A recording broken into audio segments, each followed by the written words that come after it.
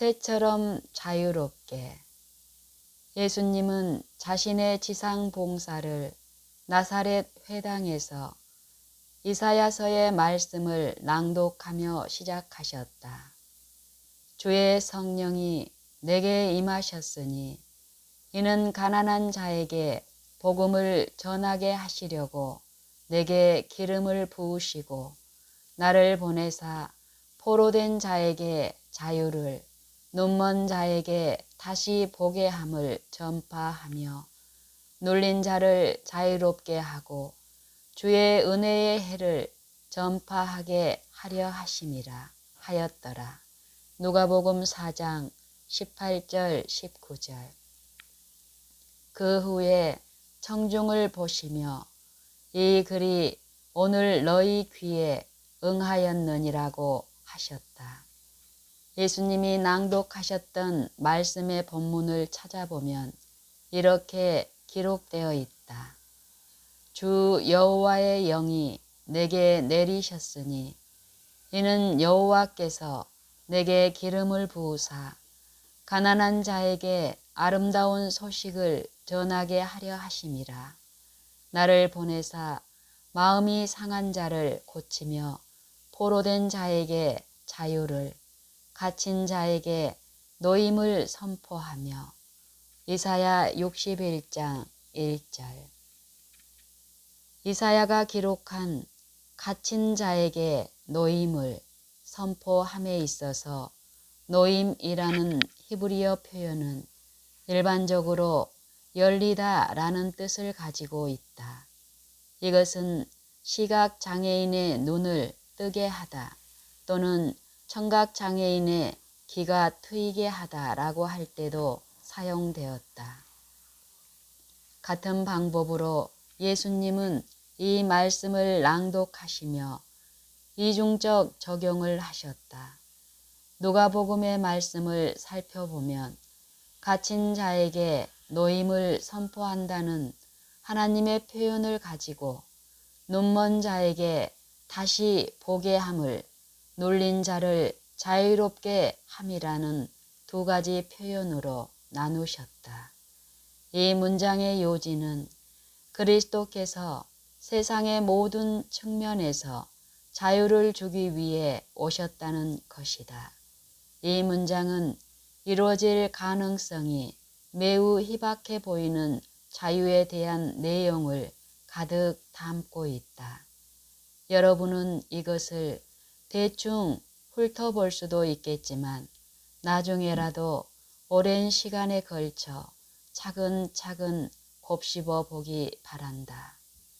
이사야 61장 1절에 따르면 그리스도는 포로된 자에게 자유를 주기 위해 기름 부음을 받았다고 했다. 여기서 자유라는 단어는 히브리어로 제비를 의미한다. 이 단어의 동사형은 새가 공중에서 원을 그리며 비행하다 또는 선회하다라는 뜻을 가지고 있다. 이렇게 보면 왜 제비에서 자유라는 의미가 나왔는지 쉽게 이해할 수 있다. 성경에서 정의하는 자유가 하늘 위를 우아하게 나는 제비를 통해 가장 잘 묘사된 것을 본다. 우리는 새처럼 자유롭다라는 표현을 쓰곤 하는데 이것이야말로 그리스도께서 그대에게 주시는 자유를 잘 표현해 준다. 얼마나 영광스러운 일인가. 상상만 해도 자유의 느낌이 우리를 흥분시키지 않는가. 죄는 노예 제도와 같다. 진실로 진실로 너희에게 이르노니 죄를 범하는 자마다 죄의 종이라. 요한복음 8장 34절. 그대는 노예가 되었을 뿐 아니라 감옥에도 갇혀 있다. 사도 바울은 그러나 성경이 모든 것을 제 아래에 가두었으니 이는 예수 그리스도를 믿음으로 말미암는 약속을 믿는 자들에게 주려 함이라. 믿음이 오기 전에 우리는 율법 아래에 매인 바 되고 계시될 믿음의 때까지 갇혔느니라. 갈라디아서 3장 22절 23절. 여기에 가두었느니라는 표현은 모두 함께 속박되다 라는 뜻으로 쓰였다. 모든 죄인은 노예가 되었고 감옥에 가두어진 후 힘든 노역을 선고받았다. 죄의 결말은 사망이다. 야고보서 1장 15절. 결국 그대는 감옥에 갇히고 노역을 당하고 착취당할 뿐 아니라 항상 죽음의 두려움 앞에 놓여 있다. 그리스도께서는 바로 그런 것들로부터 그대를 건져주신다. 히브리서 2장 14절 15절을 읽어보라. 여호와께서 그의 높은 성소에서 굽어보시며 하늘에서 땅을 살펴보셨으니 이는 갇힌 자의 탄식을 들으시며 죽이기로 정한 자를 해방하셨다. 시편 102편 19절 20절. 그리스도께서 말씀하셨다. 그러므로 아들이 너희를 자유롭게 하면 너희가 참으로 자유로우리라.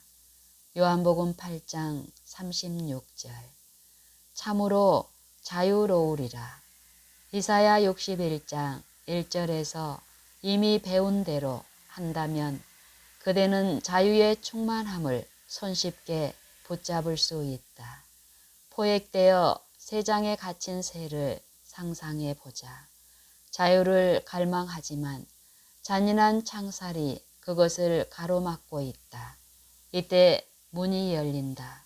새는 문이 열린 것을 보지만 예전에도 자주 속임을 당한 적이 있기에 잠시 주저한다. 살짝 뛰어내려 문이 진짜로 열린 것을 확인한 후에야 자유를 얻은 것이 너무 기뻐 몸을 가볍게 떤다. 그 후 날개를 활짝 펼쳐 하늘을 선회하며 오직 갇혔었던 자만이 누릴 수 있는 황홀함을 만끽한다. 참으로 자유로우리라. 새처럼 자유롭게 되었다. 이것이 죄의 노예를 풀어줄 때 그리스도께서 주시는 자유이다. 시편 기자는 이 경험을 이렇게 표현했다. 우리의 영혼이 사냥꾼의 올무에서 벗어난 새같이 되었나니 올무가 끊어짐으로 우리가 벗어났도다. 시편 124편 7절. 이것이 그리스도를 진정으로 그리고 전적으로 받아들이는 사람들 모두에게 주어지는 경험이다. 자유를 주는 것은 진리이다. 그리스도께서는 진리를 알지니 진리가 너희를 자유롭게 하리라 고 하셨다. 요한복음 8장 32절. 그분은 진리이시고 그분의 말씀 또한 진리이다. 시편 기자는 기록했다. 주의 의는 영원한 의요 주의 율법은 진리로소이다. 시편 119편 142절. 내가 주의 법도들을 구하였사오니 자유롭게 걸어갈 것이오며. 시편 119편 45절. 관주에 의하면 이 말씀의 문자적인 해석은 내가 주의 법도들을 구하였사오니 내가 넓은 대로로 걸어갈 것이라 했다. 이것은 시편 119편 96절과도 맞닿아 있다. 내가 보니 모든 완전한 것이 다 끝이 있어도 주의 계명들은 심히 넓으니이다. 하나님의 계명은 그를 찾는 자들 모두가 걸어갈 수 있는 매우 넓은 광장을 열어놓았다. 그의 계명들은 진리이며 진리는 우리를 자유케 한다. 율법은 신령한 것이고 주는 영이시니 주의 영이 계신 곳에는 자유가 있느니라고 했으므로 율법은 하나님의 본성이라 할 수 있다. 로마서 7장 14절, 고린도후서 3장 17절. 그리스도 안에 주 하나님의 영이 계셨으므로 죄에 노예된 자들에게 자유를 선포하실 수 있다. 죄 아래 팔려 종노릇 하던 바울의 말을 들어보자. 그러므로 이제 그리스도 예수 안에 있는 자에게는 결코 정죄함이 없나니 이는 그리스도 예수 안에 있는 생명의 성령의 법이 죄와 사망의 법에서 너를 해방하였음이라. 하나님의 율법은 그리스도의 마음 속에 거하셨고 지금도 거하신다. 나의 하나님이여, 내가 주의 뜻 행하기를 즐기오니 주의 법이 나의 심중에 있나이다 하였나이다. 시편 40편 8절. 생명의 근원은 마음에서 나온다고 했다. 잠언 4장 23절. 그러므로 하나님의 율법은 그리스도의 생명이 된다. 그대가 자신의 힘으로 율법을 지키려고 애쓴다면 속절없이 노예의 상태가 되고 말 것이며 마찬가지로 율법을 일부러 범하는 경우도 같은 결과를 얻게 될 것이다. 한 가지 차이점이라면 후자는 자발적으로 노예가 되는 것이고 전자는 비자발적으로 노예가 되는 것이다. 오직 그리스도 안에서만 율법의 완전한 의를 발견한다. 그러므로 그의 생명은 자유롭게 하는 온전한 율법이며 우리는 거기에 시선을 항상 고정시켜야 한다. 야고보서 1장 25절, 히브리서 12장 2절. 그리스도 없이 살던 그대를 속박하고 사형 선고를 내렸던 율법들은 이제 그리스도 안에 있는 그대에게 생명과 자유가 된다. 우리는 이제 주의 계명들은 심히 넓다는 것을 배웠다. 얼마나 넓은 것인가? 하나님의 생명 그 자체만큼 넓다. 그러므로 자유, 다른 말로 해서 넓은 광장은 그대가 하나님의 계명을 찾기 위해 걸어야 할 길이다. 그 넓이는 하나님의 마음만큼이나 넓고 그분의 생각은 온 우주를 통찰하신다. 이것은 하나님의 자녀들의 영광의 자유이다. 그의 계명들은 무거운 것이 아니다. 오히려 예수 안에 있는 진리로서 받아들인다면 계명은 그대에게 생명과 자유가 된다. 하나님은 그대에게 노예의 영을 주지 않으셨다. 오히려 하나님 자신께서도 기뻐하시는 자유를 향해 그대를 부르신다. 우리가 그의 말씀을 믿을 때 그분의 자녀, 곧 하나님의 상속자여 그리스도와 함께한 상속자가 된다. 로마서 8장 17절. 오직 하나님의 영만이 이러한 자유를 주실 수 있다. 인간으로부터는 이것을 얻을 수 없으며 이것을 빼앗아 갈 힘은 지구상에 존재하지 않는다. 이제껏 우리의 노력으로는 하나님의 율법을 지킬 수 없다는 것을 보았다. 인간이 최선의 노력을 기울인다 해도 단지 속박에 그칠 것이다.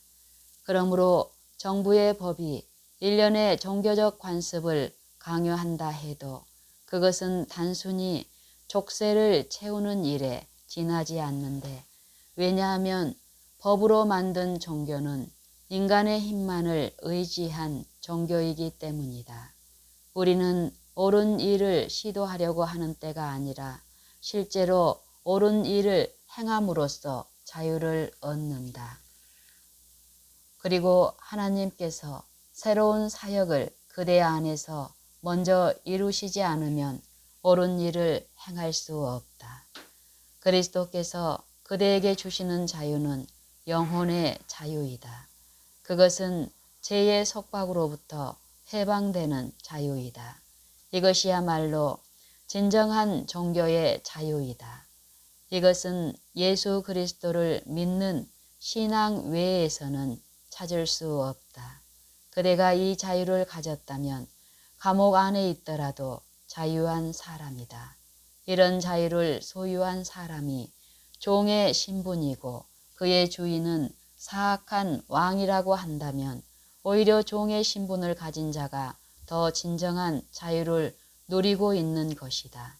과연 이런 값진 자유를 누리고 싶지 않은 사람이 어디 있을까? 마지막으로 죄의 노예로부터 벗어나기를 갈망하며 죄의 결박 때문에 마음이 상한 그대에게 한 가지 격려가 있다. 그대는 수차례 반복된 탈출의 실패로 낙담하였을 수도 있다. 그대가 진정 받기를 원한다면 자유는 그대의 것이 될 수 있다. 살아계신 그리스도의 말씀을 읽어보자. 주 여호와의 영이 내게 내리셨으니 이는 여호와께서 내게 기름을 부으사 가난한 자에게 아름다운 소식을 전하게 하려 하심이라. 나를 보내사 마음이 상한 자를 고치며 포로된 자에게 자유를, 갇힌 자에게 노임을 선포하며 여호와의 은혜의 해와 우리 하나님의 보복의 날을 선포하며 우리 하나님의 보복의 날을 선포하여 모든 슬픈 자를 위로하되. 이사야 61장 1절 2절. 이 말씀이 의미하는 것은 무엇인가? 자유는 이미 선포되었다. 그대의 감옥문은 이미 열렸고 그대는 믿음으로 거기서 걸어 나온 후 계속해서 믿어야 한다. 그리스도는 오늘 그대의 올무를 제하고 결박을 푸심으로 자유를 선포하신다. 시편 116편 16절. 그는 감옥의 문을 여시고 그대가 그리스도의 믿음 안에 행하기만 하면 자유를 누릴 수 있다고 말씀하신다. 그대가 여전히 죄에 갇혀 있을 때 감옥문이 열리게 하는 것은 그대의 믿음이다. 그분의 말씀을 믿고 그의 이름으로 자신의 자유를 주장하라. 그리고 겸손한 믿음으로 그리스도께서 이루어 주신 자유 위에 굳게 서라. 그럴 때 확신의 축복을 얻게 될 것이다. 오직 여호와를 앙망하는 자는 새 힘을 얻으리니 독수리가 날개치며 올라감 같을 것이요 다른 박질하여도 곤비하지 아니하겠고 걸어가도 피곤하지 아니하리로다. 이사야 40장 31절.